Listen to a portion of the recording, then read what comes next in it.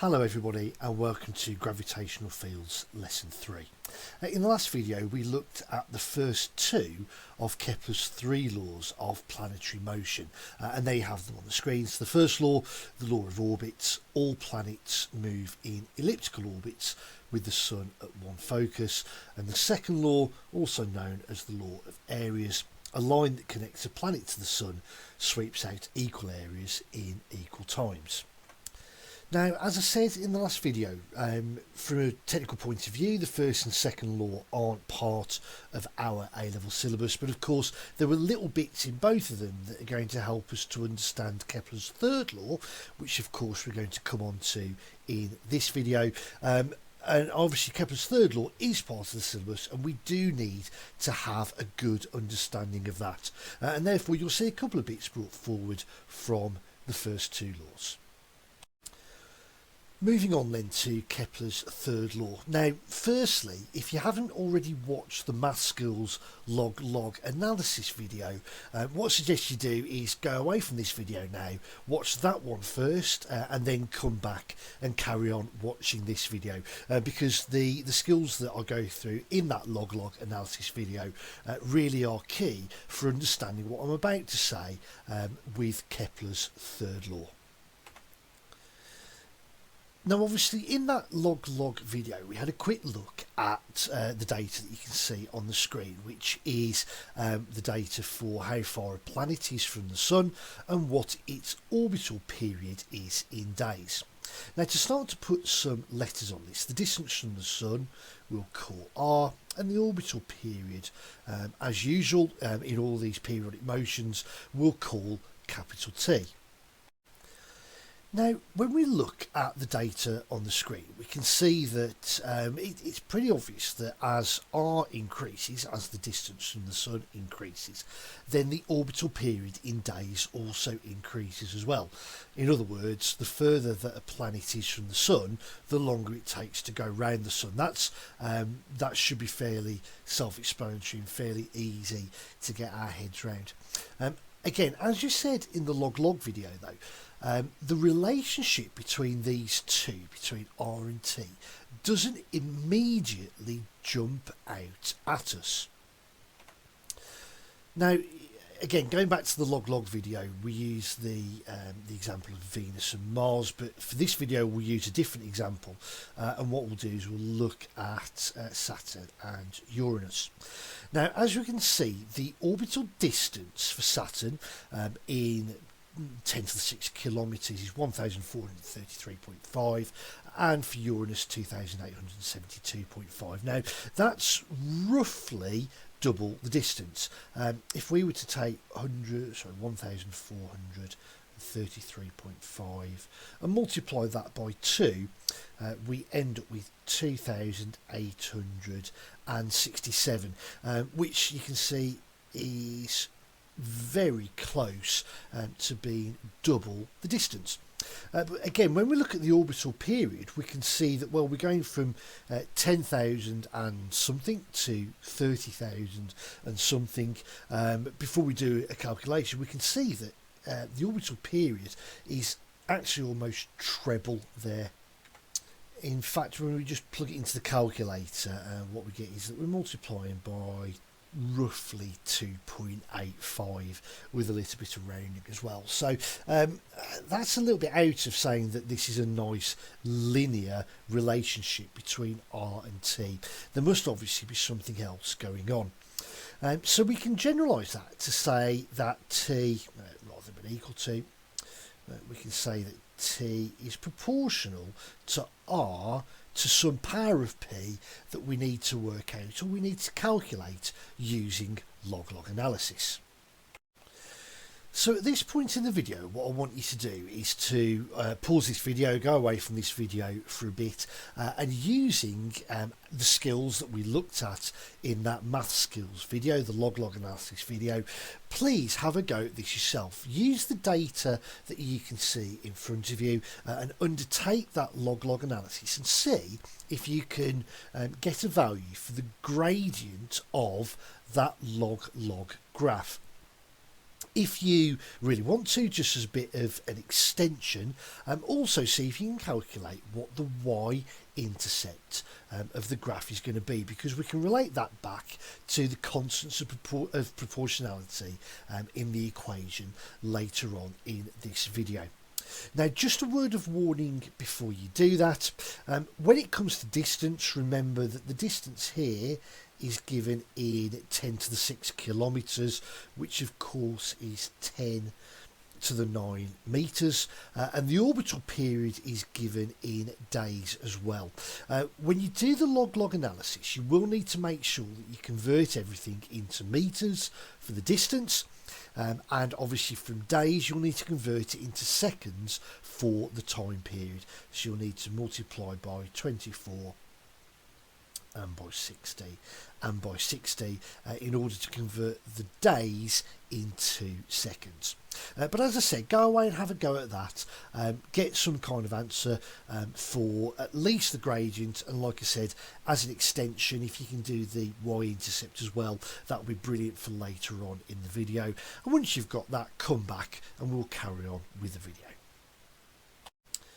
So now that you've done that analysis and hopefully got the gradient, here on the screen you can see, here's my quick analysis, my quick spreadsheet analysis of the data and doing that log-log analysis. You can see that in the first two columns here we've got the raw data from before. In these two columns we've got the converted data converted into seconds and into meters. Obviously in the next pair of columns you can see I've just done the natural log of both of them, and then over the far side over here I've just used the slope and intercept functions in Excel, just to work out very quickly what those values are. Now you can see that what the spreadsheet's telling me is that for the slope we've got an answer, so for the gradient and therefore for the power in our relationship we've got an answer of 1.4988, and that is, hopefully you'll agree with me, is as close to 1.5 as we're going to care to get it. So it's very close to being 1.5, and obviously 1.5 as a nice fraction is 3 over 2, 3 halves. When we come back to the relationship then, we said that t squared is proportional to r to some power, and we've now calculated that power is 3 over 2. Now, just to round this off, we don't in physics necessarily like to leave fractional powers like that, so I'm just going to square both sides to end up with the relationship t squared is proportional to r cubed. In other words, the square of the time period is proportional to the cube of the distance. So what we've done using the data that I've given you is we've come up with approximately 3 over 2, and we've got this relationship t squared is proportional to r cubed. Fortunately, and probably unsurprisingly, that relates back to exactly what Kepler did, exactly the analysis that Kepler did using the data from Tycho Brahe when he formulated his third law. And there on the screen then is the text of Kepler's third law. So Kepler's third law, known as the law of periods, says that the square of the period of any planet is proportional to the cube of the semi-major axis of orbit. Now again, slight tweak there, because we've just taken a distance, we've assumed that it's circular, and again, if you go back to the last video and look at what we said during Kepler's first law, we said that the eccentricities for the most of the planets, for at least 7 of them apart from Mercury, is below 0.1. So therefore we've treated these orbits as pretty much circular, but as you can see Kepler went slightly further than that, and he defined it not just from the radius of a circular orbit, but he looked at it from the semi-major axis of the orbit, and you can see there that we've got, so where it says square of the period, that's the t squared bit, it's got proportional, and then cube of the semi-major axis of orbit. That is what we've come up with, the r cubed bit. Next then we're going to look at deriving Kepler's third law, and we're going to look at it obviously from a mechanics point of view, from a forces point of view. What we're going to do, firstly, the key assumption we're going to make is that we are at this point going to assume a circular orbit. Now again, we're acknowledging that this is an assumption, we're acknowledging that we know that the orbit is elliptical, but for the purposes of A-level, for the purposes of this derivation, we know that it's so close to being circular that we can definitely model it, or at least approximate it to a circular orbit, with all the caveats, especially that we looked at when looking at Kepler's first law in the last video. What we're going to do then is we're going to again, like I said, we're going to assume a circular orbit where the Sun is at the centre and we have a planet orbiting the Sun. Now, when we're talking about something moving in a circle, then suddenly we're now going back to the ideas that we had in the circular motion topic. So again, I suggest you go back and watch a couple of those circular motion videos and just remind yourself of the kind of approach that we're taking when we're looking at forces in circular motion. Now, the only force that's acting on the planet, the object that's doing the orbiting, the object that is moving in circular motion, is a force acting inwards, and that force is from gravity. Now, obviously, from Newton's gravitational law, we know that the force acting is minus g big M little m over r squared. Big M here would represent the mass of the Sun, and little m here would represent the mass of the planet, the mass of the object doing the orbiting, and r obviously will represent the distance. Now, because that force is acting as a centripetal force, we can equate that to one of the equations for centripetal force. So we can either do m omega squared r, or we can choose mv squared over r. Now, because we already know that we're looking at a relationship of t squared is proportional to r cubed, we need to get a t squared out of this somewhere, and we know that omega is 2 pi over t. So if we use m omega squared r for our centripetal force, or that version of the centripetal force equation, then we're naturally going to get t appearing in that. So let's do that straight away.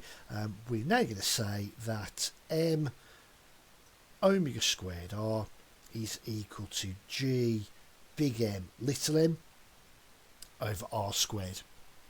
Now, before you start shouting at me that I've suddenly dropped the minus sign from Newton's gravitational law, remember in NGL the minus sign was only there to denote that it is always an attractive force.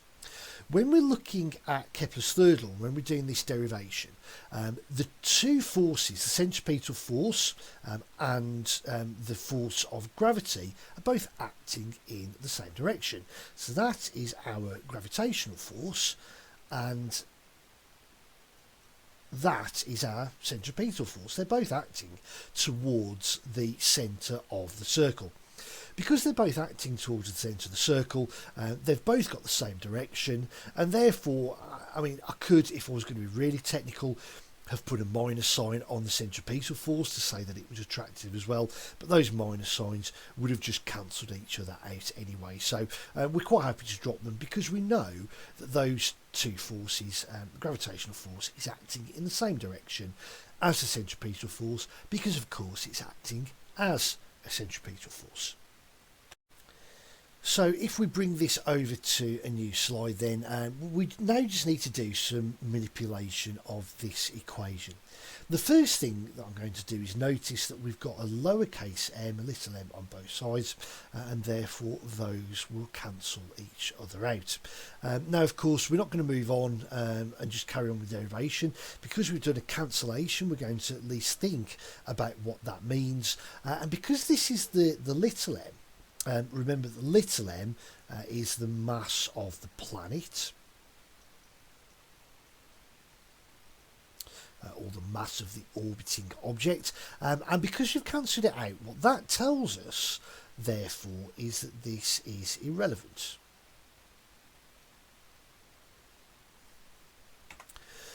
Moving on then, next thing we're going to do is going to take this r here and we're going to divide both sides by it. Now notice that we don't have a cancellation here because on the left hand side we're multiplying by r and on the right hand side we're dividing by r, so it's not a cancellation.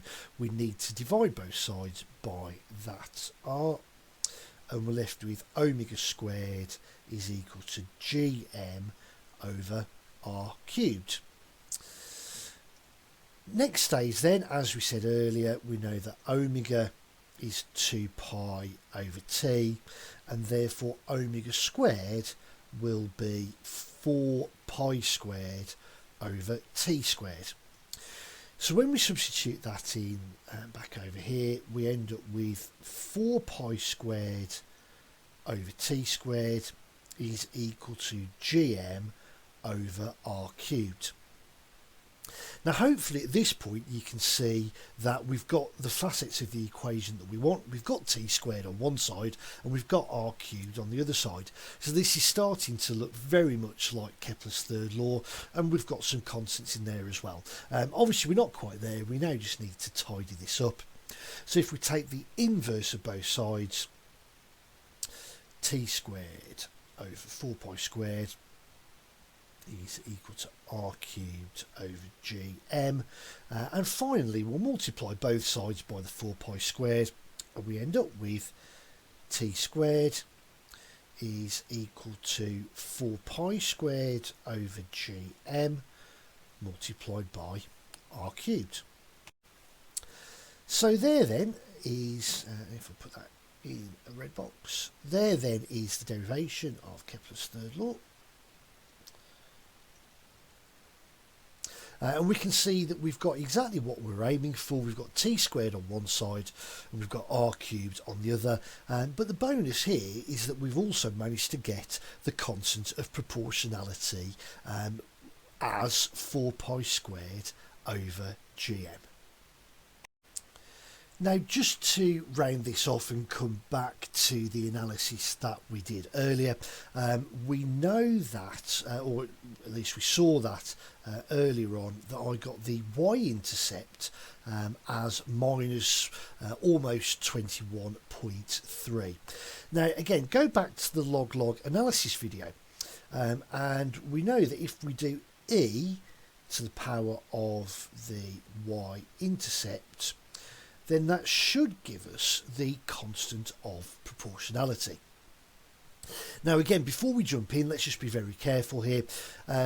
What we proved with the log-log analysis is that t was proportional to r to the 3 over 2. And therefore, when we squared both sides, we were also squaring the constant of proportionality as well. So what we need to do with this equation is go back and square root it and say that t is equal to the square root of 4 pi squared over gm multiplied by r to the 3 over 2. What we can now do is we can verify those constants. So if we just calculate the square root of 4 pi squared over gm, remember that g is 6.67 times 10 to the minus 11, and that the mass of the Sun is 1.99 times 10 to 30 kilograms. Let's be good and put the units on. Newton metre squared per kilogram squared for G. Now, when you plug that in, you'll get an answer, of course. We'll come back to what that says in a moment. But remember what we said over here, that e to the power of the y-intercept is equal to the constants. And the other way of saying that is that the log of all the constants will be the y-intercept. So if you chuck all that into your calculator, and if you want to do all in one, just do natural log of the square root of all that, so 4 pi squared over gm. And what my calculator tells me when I plug all those numbers in is I get an answer of minus 21.32955, and it goes on like that. Now if we compare the numbers, the calculator tells us just over 21.3. The data from the planetary data gives us an intercept of minus 21.29, so just under minus 21.3. Again, remembering that all of the numbers that we've got here are rounded to a certain extent, the fact that we're pretty much agreeing to three significant figures hopefully shows you that at least what we've done and the two different approaches do agree with each other. So that's it for this video. We've obviously looked at Kepler's third law in this video, and there you can see at the bottom Kepler's third law, known as the law of periods. The square of the period of any planet is proportional to the cube of the semi-major axis of orbit. From an equation point of view then, we did also derive that t squared is 4 pi squared over gm multiplied by r cubed, and that was the equation version of Kepler's third law. Now I've included Kepler's first and second law there as well, just for completeness, with a couple of sort of final things that I just want to say on these three laws. Firstly, if we just go back to Kepler's third law for a moment, that derivation that we've done today is a required derivation.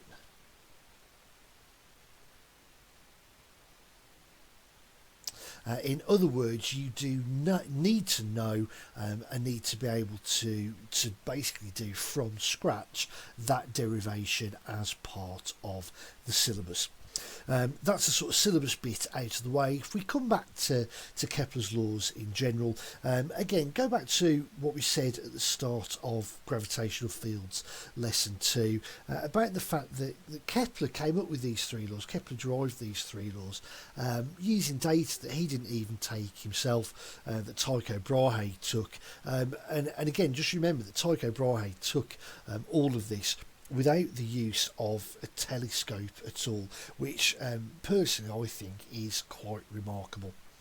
Now, Kepler obviously came up with these laws looking at the planets rotating and orbiting around our Sun, but it has since been proven that Kepler's laws, Kepler's three laws, do hold true for any object or any planetary object orbiting another. So for example, it's not just the planets going around the Sun, it's the moons going around the planets as well. So our moon orbiting us, orbiting the Earth, obeys and has to obey Kepler's three laws of planetary motion as well. Even when you go down to the man-made satellites that we've got orbiting our planet, they all obey Kepler's three laws, which again, in my opinion, just sort of shows that Kepler was way ahead of his time. So that's it for this video. As usual, thanks for watching it, and I hope you found that useful. Obviously, in the next video, we'll be moving away from Kepler's laws and back into some of the gravitational field equations that we need to look at as well. But as I said, thanks for watching. Hope you enjoyed that. Hope you got something useful out of that, and I'll see you in the next video.